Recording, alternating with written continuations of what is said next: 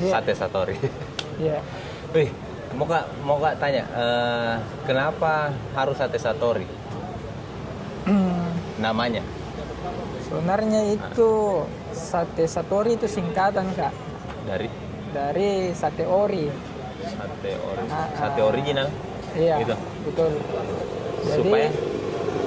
kan yang lain itu banyak sate yang nggak full daging Ki. Maksudnya ada kulitnya, bahkan biasa ada ususnya. Lemak. Iya. Jadi value-nya itu di daging Kak. Oh, di sini tidak ada kayak begitu kak, daging semua maksudku. Iya, tapi daging paha, khusus daging paha. Iya. Selain paha tidak ada. Nggak ada. Makanya namanya sate ori. Iya. Disingkat Sate sate satori. Iya, Gitu. betul. Biar lebih mudah diingat Kak. Penting kan maksudku, penting kan nama harus mudah diingat memang. Kan yang lain kayak di sebelah sana ada juga sate apalah. Iya. Kalau dari segi branding sih penting Kak, biar lebih mudah diingat. Iya, itu Misalnya kalau orang lagi makan sate itu, kalau mau makan sate paha itu jadi ingatnya sate satori. Sate satori. Iya. Iya, itu juga kenapa muka ngobrol ini, karena aku perhatikan tahu ini kan sate satori berapa umurnya, berapa bulan?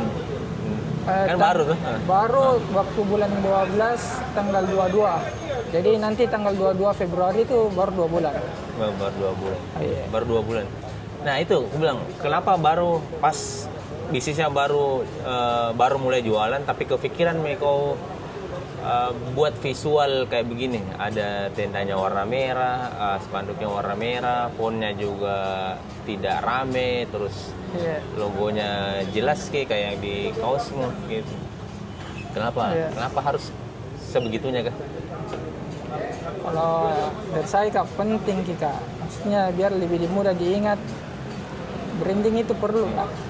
Iya. Kan jual sate Ji. Maksudku orang tahu Iya. Ji, pasti sate. Kenapa sampai kepikiran kok kayak gitu? Sate. Maksudnya visualnya ini Kak. Iya, kenapa kau Brand sampai bikin identity-nya. logo? Kan kau pasti kan bayar logo juga lumayan tuh. Iya. Oh, desainer bikin logonya. Maksudnya biar menjadi pembeda dengan penjual sate lain Kak. Iya. Iya, salah satunya Sebenarnya kayak itu Ji. itu sesimpel itu. Iya. Gitu. Jadi sate satori dengan visualnya dominan merahnya juga merah-merah, apa nih kalau merah-merah hati di merah marun di kayak gitu deh. Iya. Betul. Ada alasan tertentu kenapa warna begitu? Kalau merah kan yang pertama itu karena makanan Kak. Karena pernah Kak baca-baca itu di buku kan. Kalau makanan itu warna merah lebih mudah diingat Kak. Iya, kalau saya setahu kok warna merah itu lebih menggugah selera. Betul. Kayak begitu. Makanya mungkin kalau lihat ke brand-brand besar, brand-brand global itu, Iya, iya. yang F&B itu rata-rata warna merah, kuning, Iya, kayak gitu. Jarang kayak ada kuliner warna biru. Iya betul. Biru biasanya di bank kan, karena melambangkan, mencerminkan kepercayaan diri dan yang semisalnya kayak begitu. Nah, terus ke menu. Selain ayam tadi, sekarang ada mie kambing. Itu juga Kak, karena saya lihat juga itu penjual sate yang lain kayak bagaimana di kasihan yang beli Kak, karena sate kambingnya itu biasa mahal baru kecil-kecil. Mahal baru kecil. Iya. Memang begitu sih rata-rata. Iya, makanya kami biasa bilang rata-rata yang legend begitu bilang banyak untungnya ini. Jadi kepikiran coba deh bikin juga sate kambing, tapi bikin sesuatu yang berbeda Kak. Apa bedanya sate kambing? Bedanya itu kami juga bikin dari pahanya, karena karena menurut kami itu paha itu lebih empuk sama lebih juicy. Iya. Daging toh ini tidak ada usus-usus, kulit-kulit, tidak ada. Daging saja. Gitu. Makanya sate harus konsisten nih sama namanya sate penting, Kak. satori, sate ori. Ya betul. Yang lain palsu. Oh iya, supaya mikir kau yang lain itu palsu. Nah, terus ini hampir 2 bulan, nih. Iya. Belum 2 bulan tuh berarti. Belum 2 bulan. Nah, boleh tanya omsetnya? Boleh. Jangan dulu model omset. Model awal. Kan saya tahu ini mungkin kan agak sedikit tahu Kak. Ini kan kau buat setelah pas sudah menikah kan? Iya betul. Menikah Setelah duluan. menikah bulan 7, bukanya bulan 12. Terus setelah menikah dimudahkan ini atau bagaimana? Biasanya kan begitu, dimudahkan Iya. habis menikah. Targetnya itu kemarin memang tahun kemarin itu harusnya menikah dulu Kak. Iya, baru rencana setelah lebaran baru buka. Baru buka. Tapi Masya Allah betul-betul mudahkan. Sebelum Mudahkan dari Ramadan bahkan kami sudah launching kemarin lagi satu outlet. Dipercepat maksudnya? Iya, dipercepat kita. Iya, modal awal dong. Iya. Berapa modal awal untuk buka kayak satu apa namanya? Warung, tenda. Iya. Iya. Kalau modalnya perkiraan sekitar range 20 sampai 25 Kak. 25 juta. Jadi beres kayak begini. Jadi nih. Sama modal awal bahan baku. Di luar bahan baku Di ini luar Kak. bahan baku. Iya. Sekitar 20-an lah, enggak sampai jadi 30 tuh. Enggak sampai, kalau sama bahan baku hampir mencapai 30 Kak. Nah, terus sekarang ini belum sampai 2 bulan tapi kau buka outlet kedua, Betul. warung kedua. Kenapa seberani itu? Apa alasanmu, apa alat ukurmu, kenapa kau buka sebelum 2 bulan, kenapa sudah buka outlet yang kedua? Yang pertama Kak, mungkin biar lebih yakin ke customer Kak. Kalau misalnya jual itu cabangnya ini. Terus juga jaraknya tidak jauh-jauh banget. Iya. Maksudnya biar lebih percaya customer. Di satu kecamatan Satu ya. kacamata, enggak. Apakah mungkin karena orang lewat sini lihat cabang ke satu tidak jauh langsung lihat cabang kedua begitu? Iya Kak, betul. Oke. Nah terus curiga Kak, cabang kedua itu apakah di modal baru fresh money atau keuntungan atau hasil dari cabang pertama? Sebenarnya Kak, waktu awal buka itu kami siapkan juga budget untuk kalau kenapa misalnya enggak sampai target selama 3 bulan. Tapi alhamdulillahnya Allah mudahkan selama 1 bulan itu kami lihat omsetnya bisa ini untuk buka lagi. Jadi akhirnya kami buka. Iya. Takutnya nanti misalnya kalau enggak sampai target enggak bisa gaji karyawan sama untuk yang lain Kak toh. Iya. Bukan ya untuk gaya-gayaan ini. Bukan. Banyak cabangnya, banyak hotel. Bukan. Tapi alhamdulillah Allah mudahkan semua Kak. Tapi ini kan maksudku saya teman-teman yang lain yang saya lihat kayaknya kalau mungkin buka tambah outletnya dalam waktu singkat seperti itu, apalagi bisnis yang baru banget kita kayak ini belum 2 bulan kan tidak gampang atau mungkin gampang juga bagi kau hire tim rekrut orang-orang. Nggak mudah iya Kak. Karena paling sulit memang itu yang paling pertama kesulitan yang kami hadapi itu SDM-nya memang Kak, untuk kasih jalan SOP-nya. Maksud lu jual sate aja ini, maksud lu kenapa sebagaimana SOP-nya? Yang pertama itu kalau baru buka Kak, dia itu harus buka tenda, bersihkan outletnya, persiapkan bahan-bahannya, apa yang kurang, sebelum bahan produksi datang, harus tersedia semua Kak. Iya. Itu disiapkan SOP kayak begitu? Disiapkan Kak. Jadi mereka harus menjalankan sesuai dengan SOP? Iya. Di training? Di training juga Kak. Gitu. Kenapa? Maksudku kan tidak kayak ya mungkin bayangku kayak tidak susah-susah banget ini jualan kayak beginian, tinggal hire karyawan, tidak perlu yang bagaimana sekali, yang penting bisa kipas-kipas, ataukah memang ada alasanmu yang lain? Iya Kak, kan yang pertama kalau menjual itu yang pertama itu produk Kak. Iya, yang kedua itu kebersihan. Dan yang ketiga itu pelayanan Kak. Percuma enak produk kalau pelayanannya tidak bagus. Iya, tidak mau biar saya kalau saya pribadi itu biar enak, tapi kalau Pak balas kita menjengkelkan ke yang jual atau siapapun yang ada di hotel itu kayak malas dibalik lagi. Iya betul. Nah gitu. Nah berarti itu kok training di sini? Di training dulu Kak. Sebelum buka kami pastikan SOP-nya berjalan dulu di sini Kak. Jadi sebelum buka outletnya warung yang kedua, di training di sini dulu. Di training dulu. Oke, siap. Sepenting itu. Kalau menurut kami penting Kak untuk kedepannya pasti nanti juga bakal buka lagi. Insya Allah. Berarti tahun ini 2025 kan masih awal tahun. Kau rencanakan memang mau buka beberapa outlet lagi selanjutnya? Kalau targetnya Kak, insya Allah 4 atau sampai 5 outlet di tahun 2025 ini. 4. Iya. Masuk akal itu insya Allah. Insya Allah. Apa alasan lu sepede itu, sepercaya diri itu buka outlet dalam waktu yang relatif cepat? Iya. Kalau biar lebih, maksudnya bagaimana ini Kak? Iya, kenapa sepeda itu kau mau buka? Apakah mungkin yang dikubayangkan tuh kayak ini Hydra mau buka sistem kemitraan deh, biar ada orang yang bisa franchise. Sebenarnya lebih ke peluang juga, karena saya lihat sekarang ini tidak ada penjual sate di Makassar yang terbranding. Okay. Iya, jadi kami manfaatkan peluang itu. Saya kira mungkin mikir kok, atau mungkin ada ide ke depan kayak ya itu kayak orang-orang pengusaha-pengusaha entrepreneur katanya yang pada umumnya tiba-tiba karena mungkin buka satu outlet lumayan bagus secara visual, rame viral tiba-tiba langsung buka franchise. Enggak juga. Kalau di kami itu enggak dulu. Investor pun kami enggak dulu Kak. Kami jadi bertemu dengan organik dulu Kak. Organik, betul-betul. Mantap. Kenapa Kak kalau misalkan kayak gitu? Misalkan saya ini atau orang lain yang tidak bisa saya buka pakai nama yang ini, kayak gitu. Jadi mitra kan nanti bagi hasil. Kenapa enggak kepikiran? Pasti bakalan ke sana juga Kak. Tapi kalau untuk saat ini kami belum siap karena belum ada timnya, belum terstruktur manajemennya dengan baik. Kalau untuk saat ini baru hanya produksi saja sama di outlet. Kasih Kak. Sama kru. Oh berarti syaratnya ini harus siap sistem, Bi. Iya, penting Kak. Iya, harus sih, siap. Fondasi itu penting.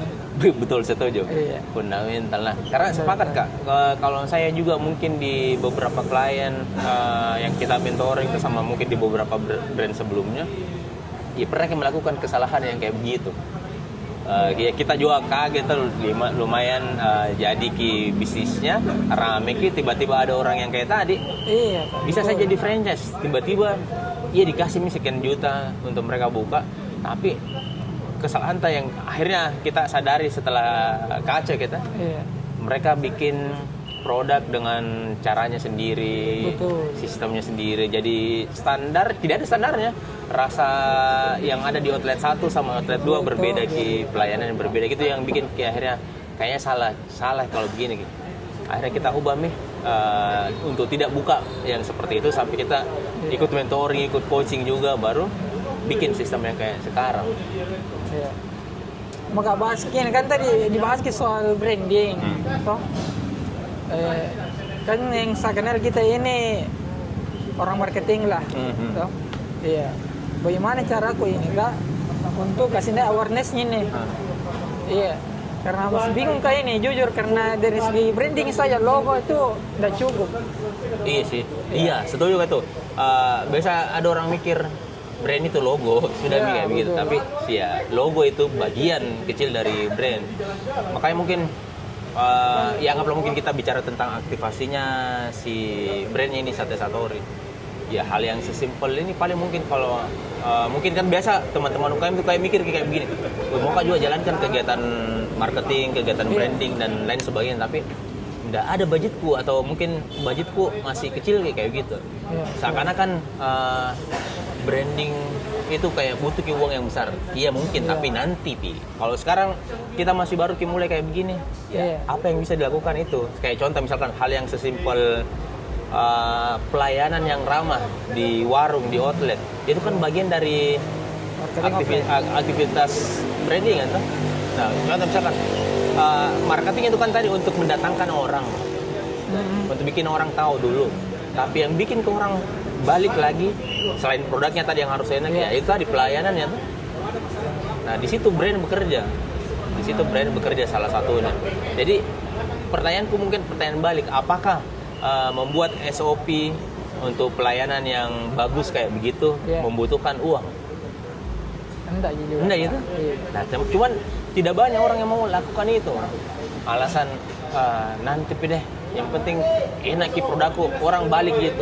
Nah buktinya kita beberapa kali mungkin makan di warung yang lain atau di toko yang lain yang produknya bagus sekali gitu, tapi karena pelayanannya tidak bagus kita mau balik lagi gitu. Oh, berarti itu termasuk salah satu awareness Skype meningkatkan. Bisa jadi kalau itu menjadi ada istilah user generate content namanya tuh. Konten yang dibuat sama orang-orang yang datang ke tempat kayak gitu. Jadi bukan brand yang buat konten. Misalnya saya datang ke Sate Satori makan, terus saya story lagi makan di sini itu user generate content itu saya yang bikin konten. Nah, cuman biasanya ada brand yang user generate kontennya itu audiensnya orang yang berkunjung itu dengan sukarela bikin konten. Nah, cuman pertanyaannya itu kalau brand besar. Nah, kalau brandnya baru mulai, nah itu user generate content itu bisa dengan sukarela, dengan saat mungkin brandnya harus besar atau jadi orang yang berinisiatif. Tapi kalau brandnya baru dimulai, ya otomatis kita sebagai brand owner harus berusaha trigger ke orang untuk mau bikin konten. Kayak contohnya saya misalkan kemarin waktu awal-awal kita selalu bangunnya tadi awal tuh buka-buka cabang, buka-buka outlet itu kan masih kecil juga kan. Alhamdulillah bisa kayak sekarang. Nah, dulu itu kita waktu masih awal-awal user generate kontennya itu kita trigger ke orang-orang. Bahkan sampai sekarang juga sebenarnya kalau kita buka outlet baru kita selalu bilang bagikan momen serumu di grand opening outlet ini misalnya kayak gitu. Jadi orang bikin story, bikin reels dan misalnya, tapi di trigger biasanya dengan ini dan dapatkan kesempatan untuk mendapatkan saldo e-wallet kayak gitu. Itu kan sesimpel itu juga. Biayanya ya mungkin butuh biaya tapi tidak besar. Berapa sih saldo e-wallet kayak begitu? Puluhan ribu sampai ratusan ribu, tidak sampai setengah juta kan? Kayak gitu, bisa banget. Cuman itu lagi, kadang bisnis owner, terutama teman-teman UKM itu malas, lebih ke malas sih. Kan kalau tidak bisa, tinggal cari orang untuk bantu eksekusi. Di situ. Kalau gampang ya kan, tinggal orang juga tinggal foto produknya, story, tag selesai. Sama ini mungkin saranku ke Sate Satori mungkin lumayan ini belum 2 bulan tapi omset tadi mulai bagus, bahkan grafiknya naik terus kita alhamdulillah. Nah terus ada buka outlet yang mungkin nama outlet yang tidak terlalu susah ya karena budgetnya atau modalnya juga tidak terlalu besar aja tapi itu tadi pertumbuhannya bisa cepat insya Allah. Nah cuman mungkin ini saranku banyak sekali teman-teman UKM terutama kita di Makassar itu yang tidak siap dengan sistem terutama di keuangan, laporan keuangan. Betul. Nah, terus dia selalu mikir pengembangan, cari investor dan lain sebagainya. Tapi di keuangan kacau sekali mungkin mereka tidak sadar gitu kalau investor yang benar-benar investor yang dia lihat itu apa kira-kira? Pasti dia bilang apa yang bisa aku kasih sedangkan keuangan saya belum jelas. Laporan keuangan itu salah satunya tuh. Ya mungkin ownernya duluan dilihat, cuman laporan keuangan pasti dimintai. Kecuali investor yang nggak ngerti investasi, ya mungkin ada gitu. Itu tadi aku bilang Kak, karena memang di Sate Satori itu belum siap. Sedangkan keuangan juga masih belum dikerja, tapi yang untuk sementara itu lebih keluar masuk uang yang dicatat. Cash flow-nya iya, sementara laporan keuangan itu ada 5 biasanya. Cuman mungkin kalau UKM itu ya paling tidak ada 3. Laporan cash flow tadi, keluar masuknya uang di perusahaan, terus laporan laba rugi sama neraca. Nah kadang misalkan jalan bisnisnya itu, kalau kita mau lihat sampai mana bisnis ini menghasilkan, itu kalau kita mau lihat hasilnya di mana, bukan di cash flow, bukan di laba rugi, di neraca. Nah bayangkan kalau yang ada cuma cash flow, terus tidak ada neraca, tidak tahu sampai di mana ini usahaku menghasilkan. Nah banyak tuh teman-teman UKM yang bisnisnya mungkin katanya bisnis, padahal sebenarnya bukan bisnis karena tidak ada sistemnya tuh, laporannya kacau. Ya, mereka jalankan katanya bisnis itu di 3 tahun, 5 tahun, tapi masih tak bongkar itu semua laporan keuangan dan lain sebagainya. Tapi selalu berharap investor pengembangan dan lain sebagainya. Investor pintar mana yang mau invest ke bisnis yang sekacau itu? Paling orang yang tidak tahu betul ke bisnis baru mau. Nah nanti resikonya ya itu tadi, kita bisa saja zolim sama si investornya. Dan sebaliknya juga seperti itu. Ya ini kisah nyata, saya juga pernah rasakan yang kayak begitu. Saya juga pernah jadi gitu. investor. Tapi ya begitu nih. Yang di brandnya tidak mampu ki. Maksudnya belum jelas keuangannya, belum bisa baca neraca, tapi Nah bilang bagi hasil saya sekian persen, saya juga itu hari belum belajar, jadi saya mau saja. Hasilnya waktu kelas. Iya, itu mungkin teman-teman bilang, ya sudah, biaya belajar memang tidak murah tuh. Karena kalau pakai belajar cuma sekian berapa, belajarnya berapa juta jadi bandingkan ruginya. Iya, itu juga kekurangan teman-teman UKM. Iya. Kapan mau belajar nanti kena tipu, dibawa kabur uangnya sama timnya dan lain sebagainya, baru cari mentor, baru mau coaching dan lain sebagainya. Kacau sekali di situ. Semoga Satori tidak kayak begitu. Insya Allah Kak. Kami perbaiki juga, Insya Allah.